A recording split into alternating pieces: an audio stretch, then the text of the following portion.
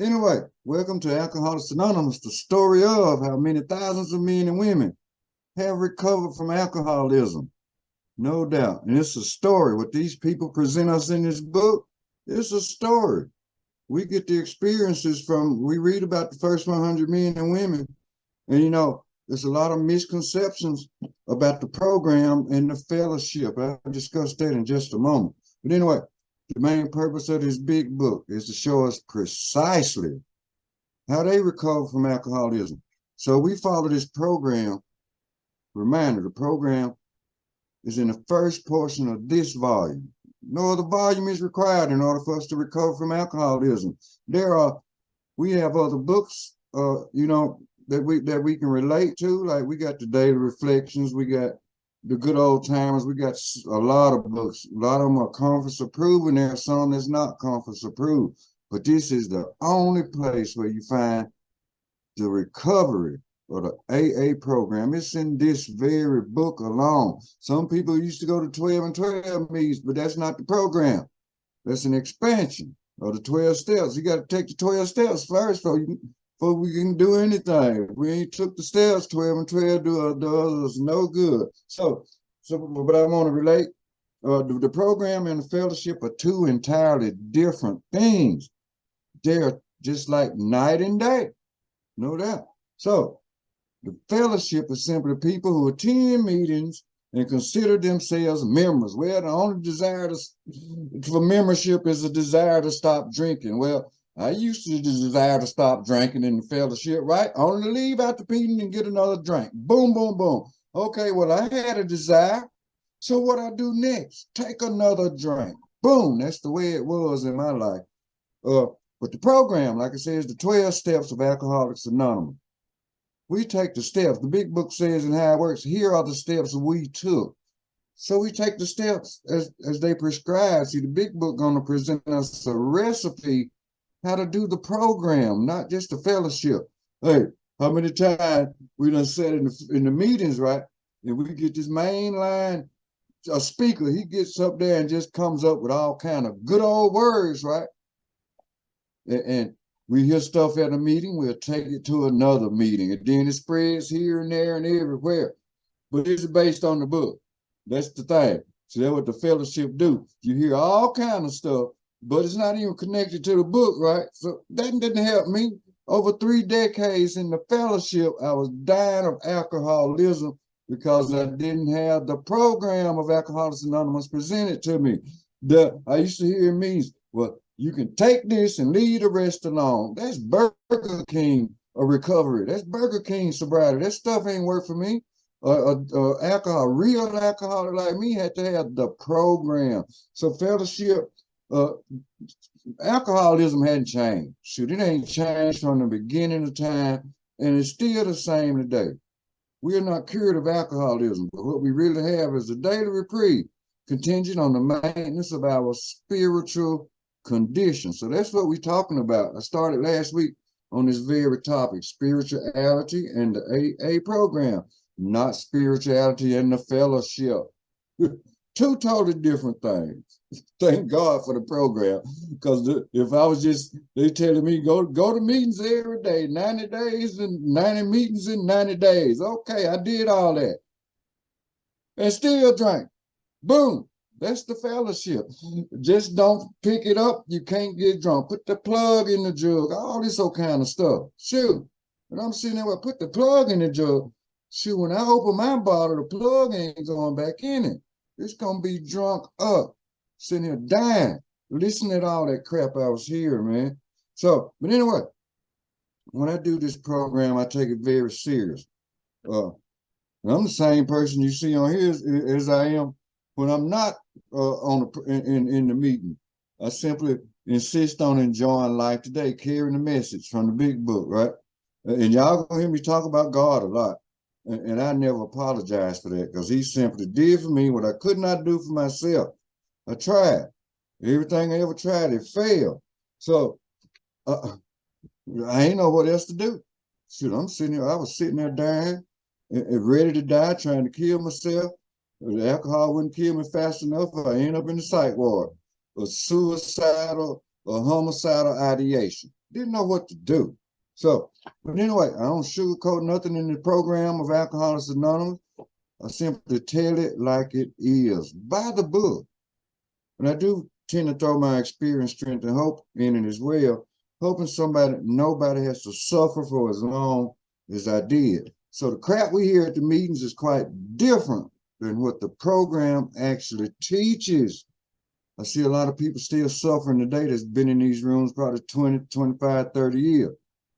They still restless, they still irritable, they still discontented. And they rebel at the thought that we do recover from alcoholism. Yes, I'm a recovered alcoholic. I drank for 42 years. I was in the fellowship for over 3 decades. But my problem did not get solved until somebody 12-stepped me through the program. And it produced a change. It produced a personality change sufficient enough to recover from alcoholism. That's the purpose of this book. Show us precisely how we can recover from alcoholism. Oh, I ain't recovering. I ain't sitting there telling nobody I'm recovering. No, the big book says the problem has been removed. So if something's been removed, you still suffering from it, something is wrong. I don't suffer from alcoholism no more. I have to deal with the human condition though. That old man's still in there, right? He ain't went nowhere. But we got a power that's greater than mine, but it keeps me grounded, keeps me sober. So it's a lot of things. We got to understand what the program is and what the program is not. So confusion, misinformation, that's what keeps a lot of people seeking to recover. That's what keeps a lot of people in turmoil. It keeps them without a defense against the first drink. So today, Brother Dad, I want an introduction to our brother Fred, and I want to hit on some points and highlights from his story. He shows us a prime example. Also in this chapter more about alcoholism, it's got 4 examples of how the malady works in our mind. See, the problem of the alcoholic is centers in the mind rather than in the body. Well, see, they didn't tell me that in the fellowship, right? They just said, don't drink, don't pick it up. True, I didn't know nothing about this stuff centered in my darn mind. I just knew, before I know it, I had a drink in my hand. That was my purpose every day, every night. Drink, drink, drink. And then when I was drinking, I never could get enough. I had no idea I was suffering from an allergy in my body. We call it developing the phenomenon of craving. I used to get thirstier. The more I drank, the thirstier I got. And the thirstier I got, the crazier I got. And then everything just fell apart. Shoot, I didn't know I was suffering more. I refused. I used to tell myself, well, I'm a professional alcoholic. I was a professional drinker. I out-drank everybody, but what was it lead me to? It lead me to the pits of hell. Bottom line, without a solution, I will forever be the problem. So anyway, Brother Dan, here on let's get an introduction to Fred. Here on page 39, right, where it says Fred is a partner in a well-known accounting firm. Yeah. Then you can start on the top of page 40 where it talks about self-knowledge. We'll fix it. And we'll go from there. Yeah, cool. That was a full introduction for you there, guys. Second paragraph down on page 39 for your 4th edition. Fred is a partner in a well-known accounting firm. His income is good. He has a fine home, is happily married, and the father of promising children of college age. He has so attractive a personality that he makes friends with everyone. If ever there was a successful businessman, it is Fred. To all appearances, he is a stable, well-balanced individual. Yet, he is an alcoholic. We first saw Fred about a year ago in hospital, where he had gone to recover from a bad case of jitters. It was his first experience of this kind, and he was much ashamed of it. Far from admitting he was an alcoholic, he told himself he came to the hospital to rest his nerves. The doctor intimated strongly that he might be worse than he realized. For a few days, he was depressed about his condition. He made up his mind to quit drinking altogether. It never occurred to him that perhaps he could not do so, in spite of his character and standing. Fred would not believe himself an alcoholic, much less accept a spiritual remedy for his problem. We told him what we knew about alcoholism. He was interested and conceded that he had some of the symptoms, but he was a long way from admitting that he could do nothing about it himself. He was positive that this humiliating experience, plus the knowledge he had acquired, would keep him sober the rest of his life. Self-knowledge would fix it. Okay, thank you, Brother Dan. See, that's where I was in the fellowship. They tell me a few of these catchphrases in these meetings, and I said, well, they told me this at the meeting. They told me that at the meeting. I got it now. I can fix it. Shoot, I fail utterly every time. So this is a story about my man Fred, right? His name is Harry Brick. This story is on page 252 in the first edition of our big book, very first edition. So Fred, a little bit about our Fred. Fred is doing very well, right? And he is normal in every aspect of life, except that he is an alcoholic. Oh man, he has a great personality that he makes friends with everyone. I can relate from my past. That's how I was the first few years I was drinking. I was real funny. I made friends everywhere I went. But you let me, after the years passed, let me get a couple of drinks under my belt. Friends started disappearing, and the whole world started disappearing because I was rooted in selfishness and self-centeredness. Didn't know I had a problem. So the paragraph brings out that Fred, if ever there was a successful businessman, it was Fred. To all appearance, he is a stable, well-balanced individual, yet he is alcoholic. Well, what qualifies us to be an alcoholic? There are two symptoms of being a real alcoholic. We simply have what we call a malady of the mind. That's the first symptom. The problem centers in the mind. Actually, the first symptom, that's the second symptom. The first symptom is that we become allergic to alcohol. The doctor's opinion explained is very clear. When we take that drink, if we are alcoholic, we develop a phenomenon of craving and we can't shut it off. Once that phenomenon of craving starts, our drinking is already out of control. It's the first drink that puts us out of control. We have no effective mental defense against that first drink if we are real alcoholic. Experience proved that in my life. I tried to say, no, I'm gonna beat this thing. I'm gonna beat it. The shoot actually beat me down, beat me into a state of reasonableness after 42 years of drinking. So anyway, it goes on to say, we saw Fred about a year ago in a hospital where he had gone to recover from a bad case of jitters.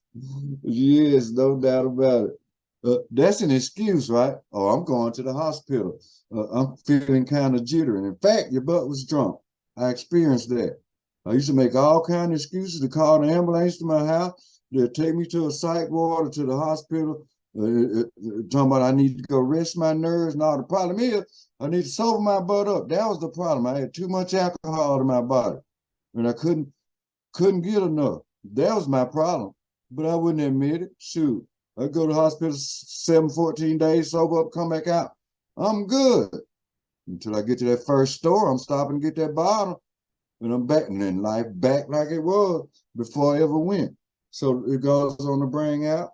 It was his first experience of this kind, and he was much ashamed of it, right? Far from admitting he was an alcoholic, he told himself he came to the hospital, again, to rest his nerves. So here's a key point, though, I want to bring out. He made up his mind to quit drinking altogether. Yeah, how many times we all done made up our mind? I ain't drinking no more. I promise you, we make a promise to God. We'll make promises to our wives, our husbands, our children, our job. I ain't drinking no more. And then look, same day, y'all toe up again. I did this for many, many years. I'm sure if you're alcoholic of my type, this is the things that we do. So he made up his mind to quit drinking altogether, but it never occurred to him that he could not do so in spite of his character and standing. Yeah, we can have good character, we can have morals, we can have good standing, We can do everything else good in life except to the respect when it comes to alcohol. But see, we alcoholics, at some point, we done lost control. If we ain't been through the program, we don't know why we lost control. Shoot, Fred did not believe himself an alcoholic, much less accept a spiritual remedy for his problem. So here's the problem. Fred was far from admitting he was an alcoholic, right? Somebody ain't did no step one. Step one, we powerless over alcohol. Then our lives that became unmanageable. Like Bill's story. Bill had to admit complete defeat. Bill finally realized he couldn't stop his own drinking.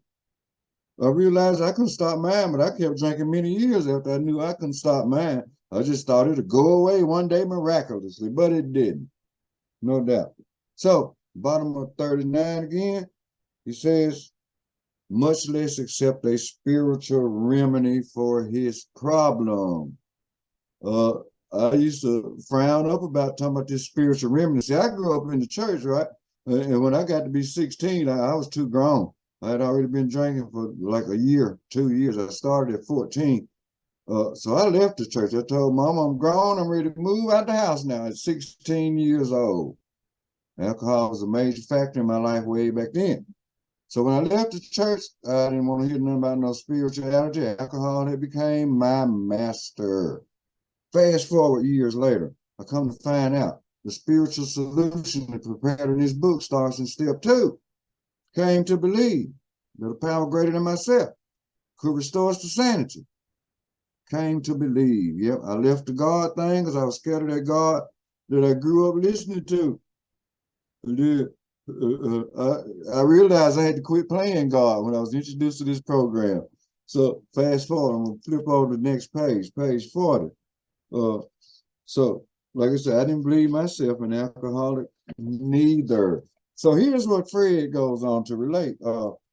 He was interested, top sentence on page 40. He was interested and conceded that he had some of the symptoms, right?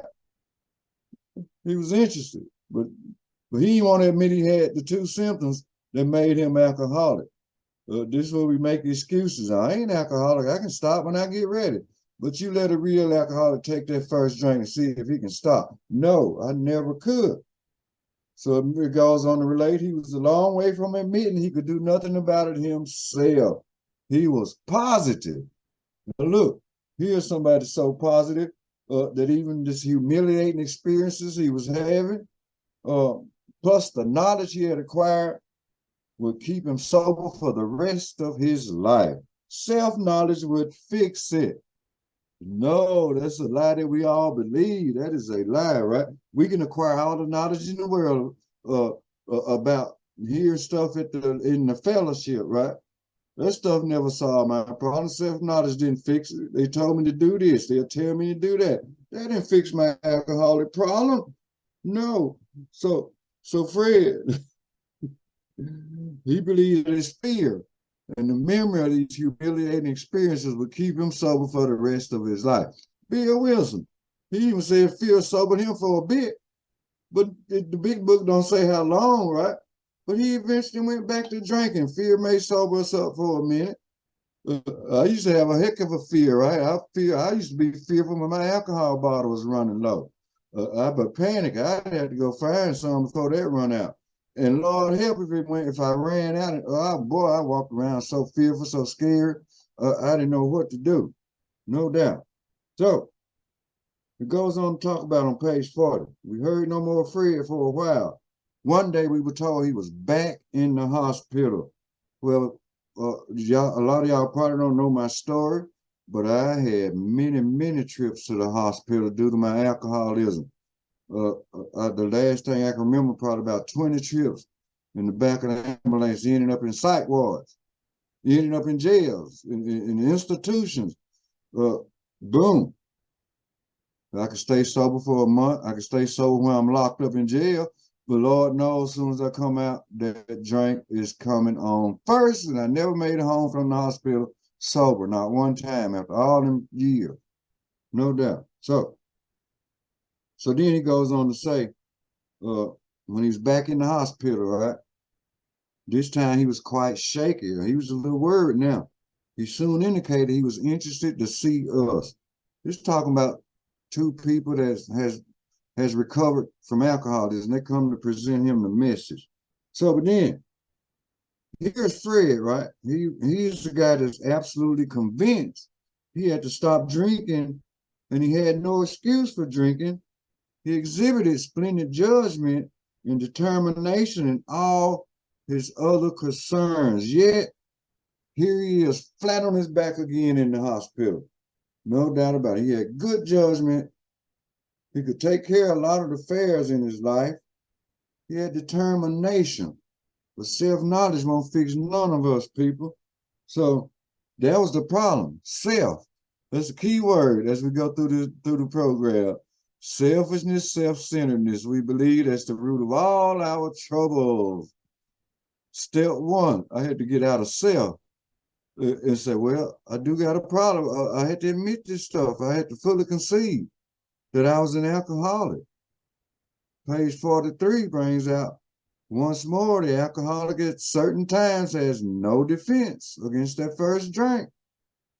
Fear, depression, all these different things that we suffer from. That's the human condition, right? They talk about the spiritual malady. That's part of the human condition. It's not alcoholism. It's part of the humans, part of our being, right? And then it says when the spiritual malady is overcome, we straighten out physically and mentally. Which that is found in the first portion of our book, but we don't confuse it with what they may tell us in the fellowship. They'll tell us a threefold illness that we suffer from. No, there are only two symptoms that make us alcoholic: the allergy of the body, the malady of the mind. And I have to hit this point home. The spiritual malady is not a symptom of a real alcoholic. Part of self. We all were born this way. We was all born in sin, right? So that's the spiritual malady off the jump. But how do we overcome it? Well, that's what this program does for us. It teaches us. It gives us a recipe how we can recover from this alcoholism. So there's another example I want to go over on page 41. Now here go my man Fred. If y'all go with me to the top of page 41, he goes on to relate, I had been out of town before during this particular dry spell. Here it is, a dry spell, right? Not a recovery spell, but a dry spell. How many times we done had these little dry spells? We get a week sober, a month sober, 6 months sober. But we just dry. Because in my case, was it because I hadn't been 12-step through this program? But once I was 12-step through this program, I commenced to recover from alcoholism. So, and there was nothing new about that. We had dry spells off and on through the years. No problem. But each time I went back personally, it got worse. It never got better. We alcoholics are like people who have broke their legs and we never grow new ones. They ain't coming back. We can put an artificial one on there, right? And be able to walk, but when our legs come out, they don't grow again. This like you hear these things about the cucumber and the pickle and all this good stuff. Well, once you turn that cucumber into a pickle, you can't turn it back into a cucumber, just like an alcoholic. You cannot take a real alcoholic and make him out of a normal drinker or a moderate drinker. It don't work. I tried it, y'all. Believe me, y'all ain't got to try it. I tried it. This stuff didn't work for me. Shoot, I took that one drink and I was through, down for the count. Boom, boom, boom. So Fred goes on to relate, neither did he have any pressing problems or worries, right? His business came off well. He was well pleased. And he knew his partners would be too. I had a great working habit in the years I worked. I went to work drunk just about every day. I ran a restaurant, head cook, I had to order all the food. Every day at work, I'm at drunk, but I could do my job. I wasn't what you call a functioning alcoholic. Shoot, no, ain't no such thing. I was a dysfunctional alcoholic, but I could do my job until I get pissed off at work and I'd slang something and then I'd go out the door and get my whiskey bottle and go on about my business. So it was the end of a perfect day. Not a cloud on the horizon. Now, I went to my hotel and leisurely drank for dinner. Now, note, next few words is in italics. That means this is a very important point. As I crossed the threshold of the dining room, the thought came to my mind that it would be nice to have a couple of cocktails with dinner. That was all, nothing more. Listen at this first one. He said the thought came to mind. Problem with alcoholic sinners in the body. Sinners in the mind rather than in the body. So he thought about it. He ain't obsessing about it though, but he thought about it. It didn't say he was obsessing. A quick thought came into his mind. See, and this describing the malady, the second symptom of being a real alcoholic. So he ordered a cocktail with his meal, and then he ordered another cocktail. There's 2 cocktails, right? So after dinner, he decided to take a walk. So he took a little walk, no problem. But when he returned, this is what happened to old Fred. He said he thought a highball would be fine before going to bed when he got back to the hotel. Now, a highball is simply a tall drink of whiskey in a glass. That's a highball. I don't know what he had in it now, because back then they were drinking his bathtub gin and everything else. For me, I started out drinking corn whiskey as a teenager. I don't know if y'all know anything about that, moonshine or whatever you call it. But then he said he would think he could take a highball. He thought he could just go to bed and go to sleep. So he stepped into the bar and he had one, right? And then, here's the key point. Now the allergy kicking in. The malady done told him, okay, get you a drink. So he took 2. Now he took a while to walk it off and probably thought about it. Oh, it'd be nice when he walked back in that hotel to check in. Oh, it'd be nice to have a highball before I go to bed. Okay. How many times we done did this? And then we find out we couldn't go up there and go to bed, because then he goes on to say he remember having several more that night, plenty the next morning. So when the allergy kicked in, he couldn't go to bed. So he kept drinking through the night, and then the next morning he's still up drinking. But that was the kind of the way that I drank. So and then he says he has a shadowy recollection of being in an airplane bound for New York. A shadowy recollection. He probably blacked out.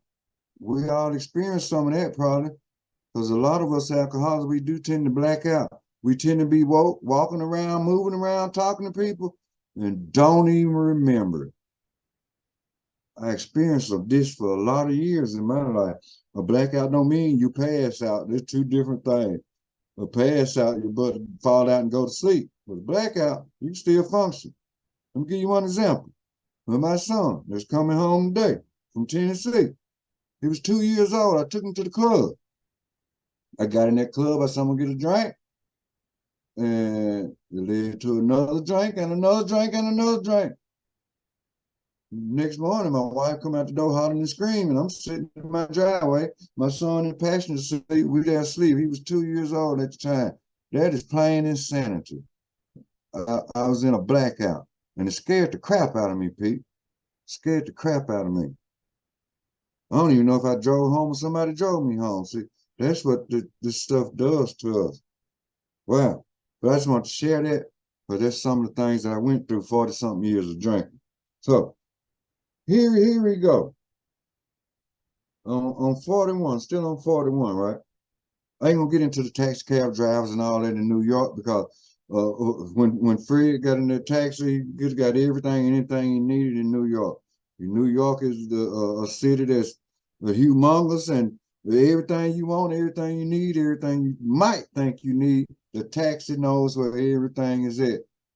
Everything. So, but anyway, he says at the bottom of page 41, as soon as I regained my ability to think, I went carefully over that evening in Washington. Here we go. These italics again here on the bottom of page 41. Not only had I been off guard, I had made no fight whatever against the first drink. This time I had not thought of the consequences at all. Once again, no defense against that first drink. Bottom of page 43, it says once more, the alcoholic at certain times has no effective mental defense against the first drink, except in a few rare cases. Neither he nor any other human being can provide such a defense. His defense must come from a higher power. Well, how do we gain a relationship with this higher power? to get a defense against that first drink. Well, this book is loaded with spiritual principles. Each step has principles laid out in it. So at this point, we're discussing a little more about alcoholism today, and I love it because we hit this home. So here it is on 43. It goes on to read in the third paragraph.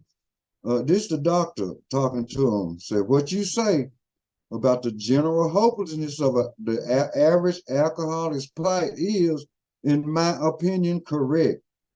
As to two of you men whose stories I have heard, there is no doubt in my mind that you were 100% hopeless apart from divine help.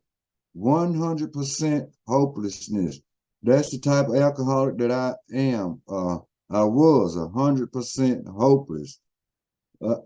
I knew it. I knew I was hopeless. Apart from divine help. Minister says, apart from divine help, says no other human being could relieve us of our alcoholism. But this book is going to tell us how we can gain a connection, a spiritual connection with the power greater than ourselves. My power greater than myself is God. And I never apologize for God being my power, because he simply did for me what I couldn't do for myself. He does for all of us what we could not do for ourselves. I don't have a problem with the atheist. I don't have a problem with the agnostic. Whatever conception of their power, what got them sober, it keeps them sober, I'm happy for them. I thank God for them. It's keeping them sober. So I'm not never going to tear nobody apart. No, that's their conception, right? The book says your conception. It says, the doctor goes on to relate, had you offered yourselves as patients at this hospital, I'd have taken you if I had been able to avoid it. People like you are too heartbreaking. Then he says, though not a religious person, I have profound respect for the spiritual approach, right? The spiritual approach in such cases as yours. For most cases, there is virtually no other solution. So, we approach this thing, a spiritual approach, right? This can be this would be known as confirmation of step one. I'm 100% hopeless. I got to have power greater than me that can solve my problem. Here are the steps we took, which I suggested as a program I recovered. Well, the steps I was taking through, it couldn't have been a suggestion. It had to be a must. The big book has a lot of must in it as well. There are things that I must had to do, or else I still be drunk. Bottom line, I had to have power greater than myself. I used to hear a lot of people say, and these are washed down fellowship meetings I was going to, the catchphrase speakers, right? Use the program as a power greater than yourself. Well, the book just told us no human power could have relieved our alcoholism, right? But this is the difference between the program and the fellowship. The spirituality of the program is rooted in a power greater than ourselves. So then here we go, page 44. Y'all bear with me here. Let me hit a couple of points and highlights on the top of page 44. Now, and it goes on to read, most of us have been willing to admit we were real alcoholics. Well, the book describes on page 21 what qualifies us to be a real alcoholic, right? No person likes to think he is bodily and mentally different from his fellows. Therefore, it is not surprising that our drinking careers have been characterized by vain attempts to prove we could drink like other people. Here's the key point. The idea that somehow, someday he will control and enjoy his drinking is the great obsession of every abnormal drinker. The persistence of this illusion is astonishing. Many pursue it into the gates of insanity or death. I'm going to stop right there for a minute. I want to go through what I just read. Most of us have been unwilling to believe we were alcoholics, bodily or mentally different. I used to tell people they had a problem because they couldn't drink but 1 or 2 drinks, and then they'll throw up or they'll go home I said, you just a weak character. Go home. Go to sleep. No, and here I am still up drinking all night, all the next morning. But I didn't like to think I was different from them people.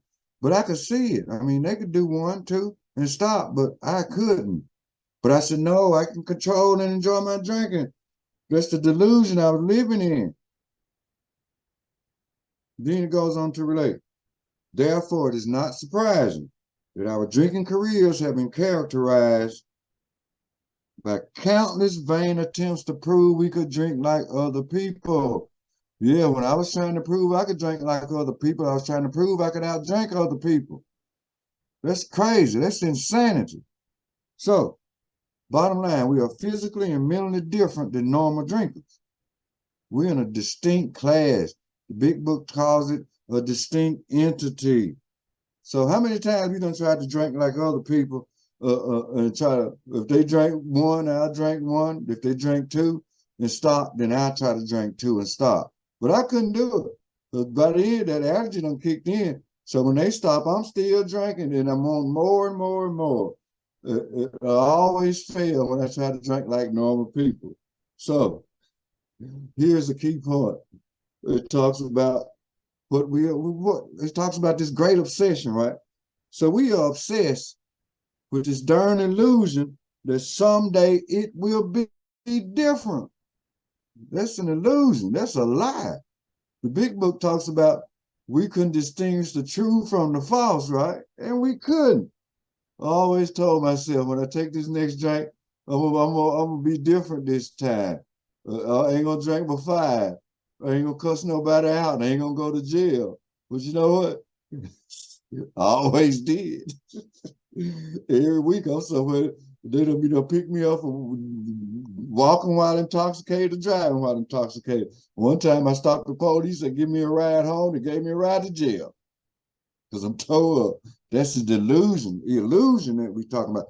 And then this is plain insanity. The problem of the alcoholic centers in the mind rather than in the body. So here's a key point. When it talks about, with the very next paragraph, it says, to the one who feels he is an atheist. No, let me back up. I'm going too far. So it says, we hope we have made the distinction between the alcoholic and the non-alcoholic. This is where I wanted to get at. If you honestly want to, see, we get that thought comes into mind too. And you find you cannot quit entirely. We have a thought, right? Remember they talking about the only desire for membership is the desire to stop drinking, right? But the fellowship and the program is 2 totally different things. So it's telling us right here. But yeah, I wanted to stop a whole bunch of times, but I couldn't stay stopped. That's because I suffer from something in my mind. And then the paragraph, the next sentence reads, if you have little control over the amount you take, you are probably alcoholic. No doubt, when we want, how many of us want to quit so bad? And we could quit for a day, a week, month, right? We had an honest desire to want to quit, but we couldn't. And then when we took a drink, when we done crossed that line into a real alcoholic, when we took that drink, we couldn't stop. And then get to the point where we try to control our drinking and we couldn't enjoy it. And then we couldn't enjoy our drinking because we lost control. That's a real alcoholic. And then it goes on to mention, here's a key point that I love to bring out. If that be the case, you may be suffering from an illness which only a spiritual experience will conquer. Notice the spirituality of the program, page 5, 6, or 7 on the very first paragraph. Y'all go there with me for a moment. And I share the very first paragraph, page 5, 6, or 7, a spiritual experience. It goes on to read, the term spiritual experience and spiritual awakening are used many times in this book, which upon careful reading shows that the personality change sufficient to bring about recovery from alcoholism has manifested itself among us in many different forms. Key point, personality change. When we start taking the steps through this program, the ideas that are expressed in here, if we follow it thoroughly, we have change. We have a change in thinking, change in beliefs, change in behavior. Mine happened because of taking the 12 steps. And I'm forever grateful for the people that took me through this thing. If not, I probably wouldn't even be here today. So I have to thank God for everything in my life, no doubt. Without him, it is too much for us. But there is one who has all power. That one is God. May you find him now, no doubt. Whatever you believe in, I just happen to believe in the God of the creator of the heavens and the universe and the earth, the God that made me. That's the God I believe in. So, that's fine. Whatever you believe in, that's on you. But my goal is belief in God. But then some people, they have a problem with that. There's all God. But this is not a religious program. It's spiritual. Well, look, we're not preaching religion here. We simply go through the big book. This is what the program is, right? The big book has God, I forgot how many times. There's a whole lot of times it talks about God. It don't talk about higher power that much, but it definitely talks about God. I did a meeting on this God in AA not too long ago, I think. But anyway, I got a lot. Yeah, I did. And I didn't even get halfway through that day. But then we think about, okay, we alcoholics, we done lost the power of choice of drink. So with that being said, we already see that it talks about we may be suffering from an illness, which only a spiritual experience will conquer, right? Yes. So true for an alcoholic of my type. So then back on page, what was that? Page 44, 40, 43, 44. Back on page 44. Yeah. Here we go. To one who feels he is an atheist or an agnostic, such an experience seems impossible, right? But to continue as he is means disaster, especially if he is an alcoholic of the hopeless variety. The hopeless variety, right? We alcoholics, we real alcoholics, we're beyond human aid. No human being could relieve us of our alcoholism. So to be doomed to an alcoholic death or to live on spiritual basis are not always easy alternatives to face. Then I go down to the next paragraph. But after a while, we had to face the fact that we must find a spiritual basis of life or else. Perhaps it's going to be that way with you, but cheer up. Something like half of us thought we were atheists and agnostics. Our experience shows that you need not to be disconcerted. So this talking about their experience. Half of the fellowship was either atheist or agnostic, and they recovered from alcoholism. Oh my goodness. Yeah, still on page 44. And bottom of 44. Well, I had so much I want to cover. I will finish all of this next week. When I get to talking, this program just fires me up. But look at this. Bottom of page 44. It reads, if a mere code of morals, a better philosophy of life were sufficient to overcome alcoholism, many of us would have recovered long ago. But we found that such codes and philosophies did not save us, no matter how much we tried. We could wish to be moral. We could wish to be philosophically comforted. In fact, we could do these things with all our might, but the needed power wasn't there. Our human resources, as marshaled by the will, were not sufficient. They failed utterly. Oh, yeah. But see, we all got codes, we all got morals, no doubt. But alcoholism is above, it was above my codes and my morals. Alcoholism took over that. Alcoholism was out of my pay grade. And you care how moral I was, it didn't stop me from taking that first drink. Once again, we had no mental defense against that first drink, right? You got two alternatives to face. We doomed to an alcoholic death, or we can choose to live life on a spiritual basis. Simple. We take the 12 steps. We get to step 12. Haven't had a spiritual awakening as a result of these steps. Then we try to carry this message to alcoholics and to practice these principles in all our affairs. Like I say, from the beginning of the book throughout the first portion is grounded in spiritual principles. We learn these principles, we apply them into our life, and it's sufficient enough for us to recover from alcoholism. So here, I'm getting short. I want to cover one more paragraph, and next week we'll continue on the spirituality and the program. So on page 45, I love this whole book. And anyway, it goes on to mention lack of power. That was our dilemma. Power is a common thing to all of us, especially if we're a real alcoholic, or we lose the choice of power on whether we'll drink or not. And then when we take that drink, we ain't got the power to shut it down. We just suffer from a craving that's beyond our mental control. So we don't have the power. We don't have a defense against that first drink. In the big book relates here, still on 45, we had to find a power by which we could live. And it had to be a power greater than ourselves. It's in italics too. That means it's very important. A power greater than ourselves. Then it goes on to say in one of the one short sentences of the big book, one of the one-word sentences in the big book, obviously, but where and how were we to find this power? Okay, now this is my favorite part right here.